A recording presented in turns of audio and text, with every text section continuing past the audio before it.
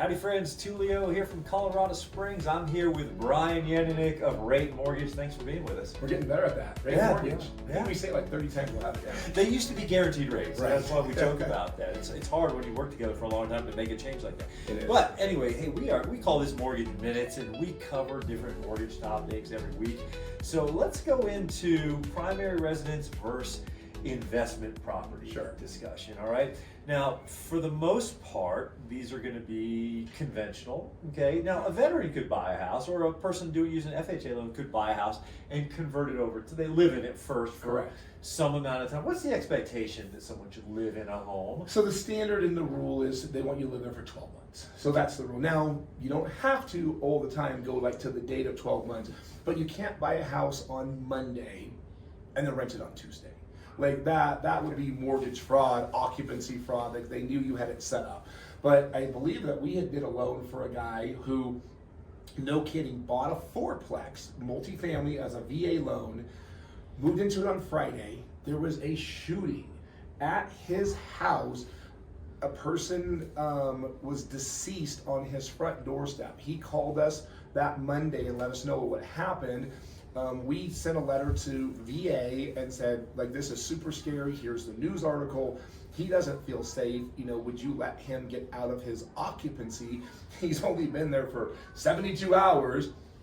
Literally within 24 hours, he had a bold letter from VA saying you are absolutely removed from your 12-month requirements for occupancy. Please move to a safer residence, and off he went. So those are some rare and extreme things that happen. Someone could get orders the John, next week and have to go to Saudi Arabia or something. Correct. And they're going to be gone for a year. Yes. So that's those happen too. agreeable. So as long as it's not intentionally planned up front. Like if you are getting orders to go to San Antonio on Friday and you are closing on your home on Monday and you know you're getting those orders, that's getting pretty sketchy and you really should not do that kind of a thing. So, but most folks that we work with that are buying a income property, a rental property, income producing, are going to use a conventional loan, correct? Yes. Okay. Very common. So let's talk about the requirements, say down payment requirements, interest rate expectations, things like that. Yeah, so conventional financing for a while you had to put down 25%. So when the market is, very tight and lending is really hard to get done, they really tighten down on down payment, income guidelines. Now when money starts getting a little bit looser and they're trying to push the market, maybe housing is slow, they're like, what can we do here? We went too far. So then they start reducing the down payments. So for a while we could do 80-20. So we could do 100% financing on investment properties. Well, that blew up in everyone's faces. So then they went the other extreme to 75% loan to value or 25% down. So those are kind of anywhere in between those two numbers. But right now it's pretty common to be able to do a 15% down single family investment property. You do have private mortgage insurance and the rates are very high. Is that also till you get to 25%? It is, yeah. So that PMI will drop off once you get to that 25%, but the initial interest rate will stay up there because there's more risk to the investor. So they are going to really hit you harder with upfront fees, interest rate costs, and everything else. How much higher would an interest rate expectation be if, once again, call it 7% is the traditional interest rate for owner occupied? Now we're talking non-owner occupied. Yeah. What would the expectation You're be? going to get into the 7 3/4 to 8.5% range. Okay. It's going to really jump up on you quite a bit. Okay. What other things should one take into consideration when they are a non-owner occupant? We got a slightly higher interest rate. Mm-hmm. We've got down payment that may be more significant than usually the fees. So we have things called LLPAs, line level pricing adjusters. And they basically say if you're at this credit score, this loan to value, an investment property, and then the type of investment property. So if it's a 1 unit, there's a small hit or no hit.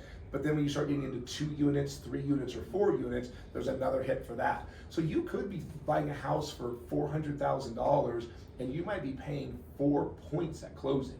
So you're talking like $16,000 in just fees that go to the investor for the loan to value, your credit score, the property occupancy type, and then the type of the dwelling. Okay. It can get very, very expensive. Or if you're buying that as a primary, typically all of those costs would be gone. Okay.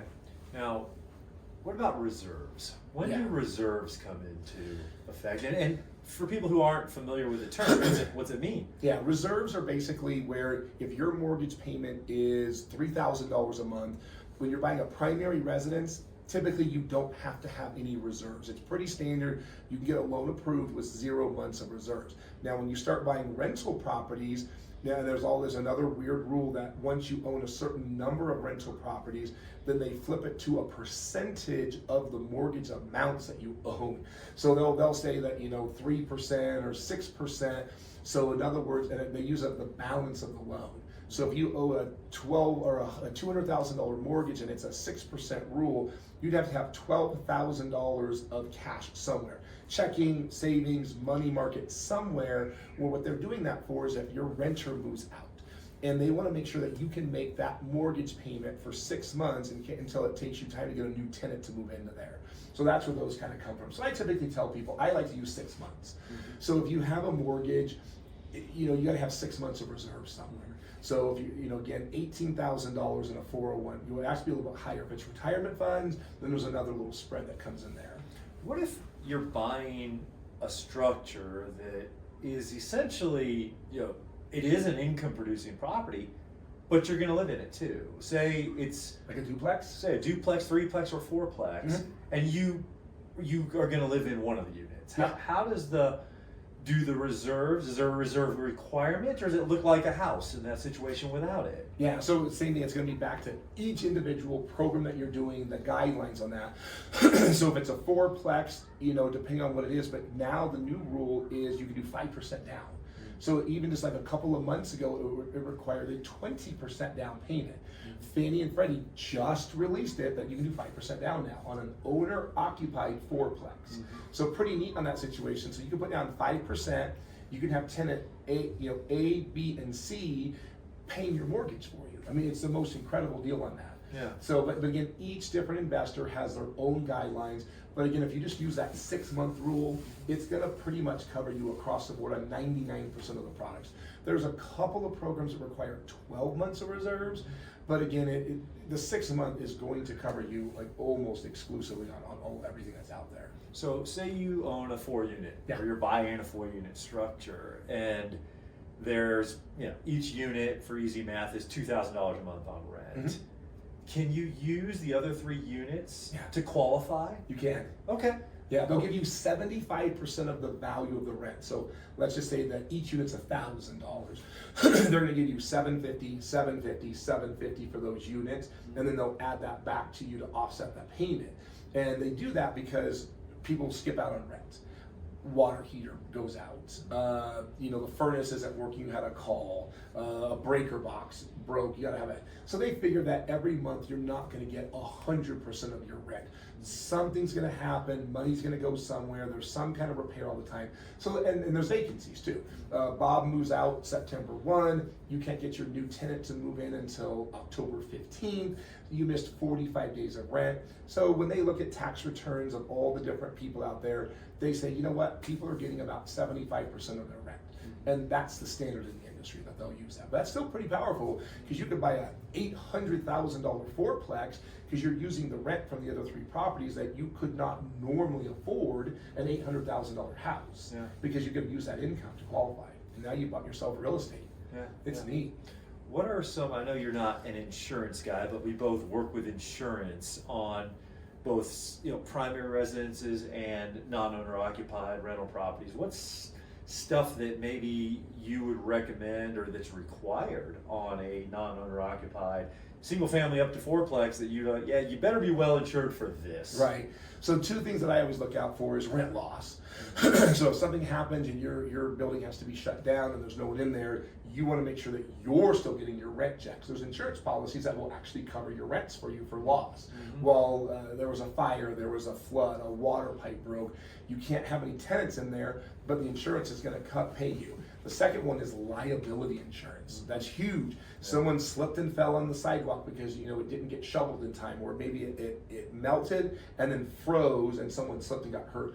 You want to make sure you have plenty of like medical and liability insurance. Someone was up on the deck cracked and fell, someone fell off the railing. There's so many little things that can happen. Those are the biggies that I personally look for online.